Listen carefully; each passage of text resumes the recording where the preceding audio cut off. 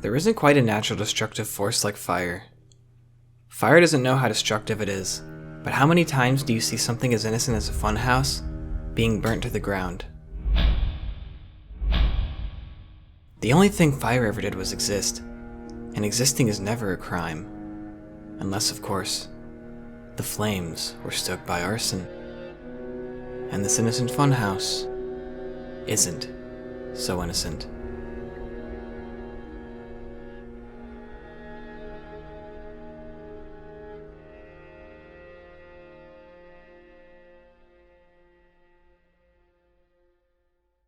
JT's Fun Zone was an indoor and outdoor miniature amusement park owned by Jerry Turco.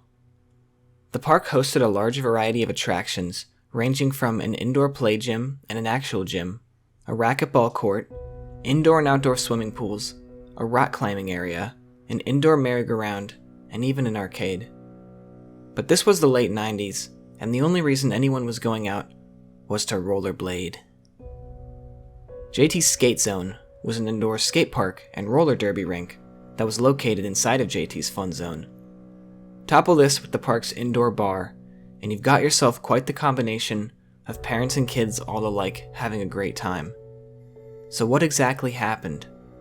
How could something this magical sounding have such a dark history?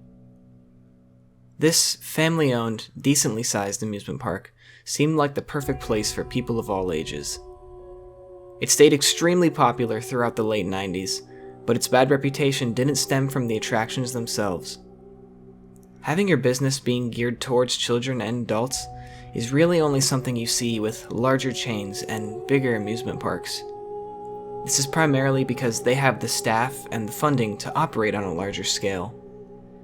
Catering to both requires a lot more of an attentive staff, as you already have to watch out for younger children, but now there's also the factor of irresponsible adults. In a place as laid back and relaxed as JT's Fun Zone, the workers would often turn a blind eye, and in many cases, minors were caught with alcohol. This eventually led the park to gaining a worse reputation, one that told parents, "This isn't the place for me and my children." With fewer families and more teenagers, the park became more of a rough spot. Many had believed that children possessing alcohol from the Fun Zone were primarily rumors, yet the largest source of income from the Fun Zone came from their alcohol sales. This is common in most restaurants, but JT's Fun Zone wasn't a restaurant. It was a fun zone. This too is hard to judge, as most amusement parks get most of their revenue not from ticket or attraction sales, but from their high-priced food and beverages.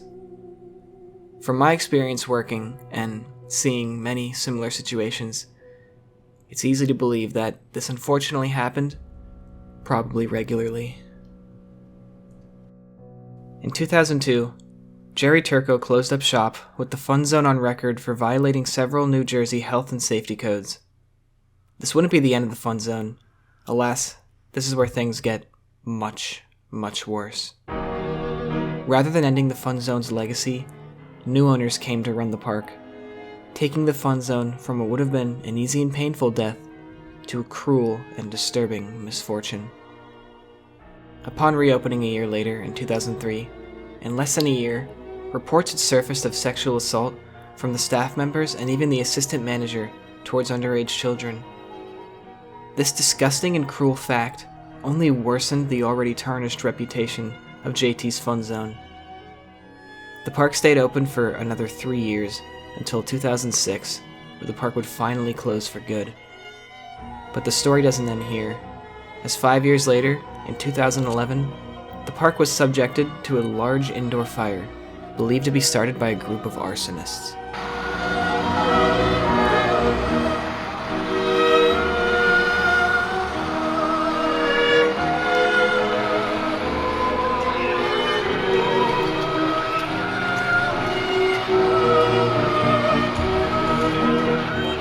Perhaps this was the fate for the Fun Zone, with all the pain and suffering this place caused in its later years.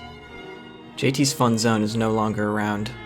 What's left of it are open fields, as many of the buildings were torn down years later, post-fire. All we have left are these decrepit images of the Fun Zone, taken by some urban explorers. There's hardly ever any justification for burning something to the ground, or attempting to do so.